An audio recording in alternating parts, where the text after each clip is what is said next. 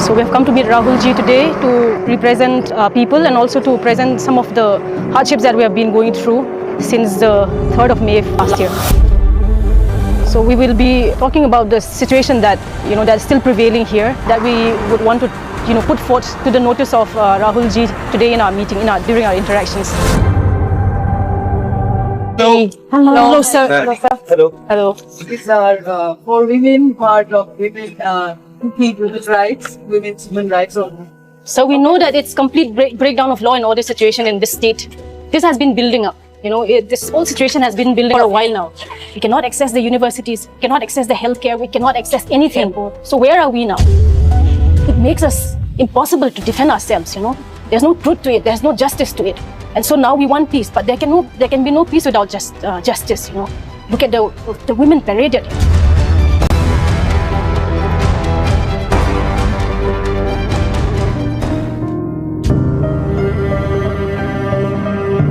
We've not seen justice for them, And there's so many other cases.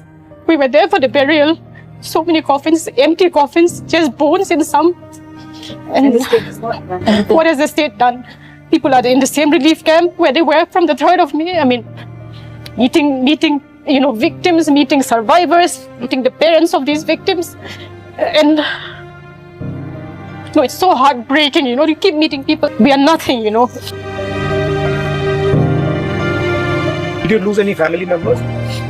I almost lost myself. I was the victim. How? What happened? On the 3rd, my cousin had gone down to, there was one wedding, her friend's wedding, in AJ's friend's wedding. In fact, I wasn't even invited, but then she was going alone. So somehow I just decided to join her. She's a cookie. So she was driving all the way down beyond the airport, Nambol. I didn't even know the wedding was in Nambol. I just, hopped in the car and then we went. Only when we reached the highway and I realized the wedding is all the way in Nambol. I said, my goodness, I thought it was in Imphal. There's no way we are returning to Imphal. Then I didn't know what to do. The only thing I could think of was I have to contact a Meitei person to save us. And then the internet was just shut down, at that time. So we couldn't really keep in touch with anyone or get information out. And then the next day, there was no way we could cross because Imphal was burning at that point. And then people were, going for shelter to these Assam rifle camps. That's the district hospital that we have in Kambobi, which is in shambles like this. It's more like a primary health center than a hospital. So this whole district, we don't have colleges, even the healthcare. Earlier we all would go down to Imphal, but now we have to go to Dimapur, which is 6 hours from any case. So even in the relief camp, there are people who died mainly because of health issues. Because the district hospital, they don't even have an operation theater or anything. And surgeries are only as if we're still living in 1950s or something, that the hospital can cater to. Most of the students, their certificates have been burned down. Medical college in Lamka, that's the only one that, we don't know whether it's functioning properly or not. So the students can't complete their degree?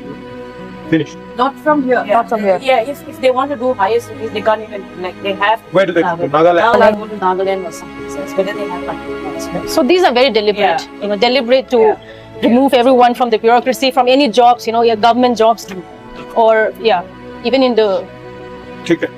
And the situation in Moreh is even worse. He's been sending Manipur commandos, transporting them through the helicopter. And then these people are firing against the civilians there. It's just the village volunteer and people from the village itself, the town itself, trying to defend themselves. So what comes out from the media is Imphal, and then they've been writing anything they want.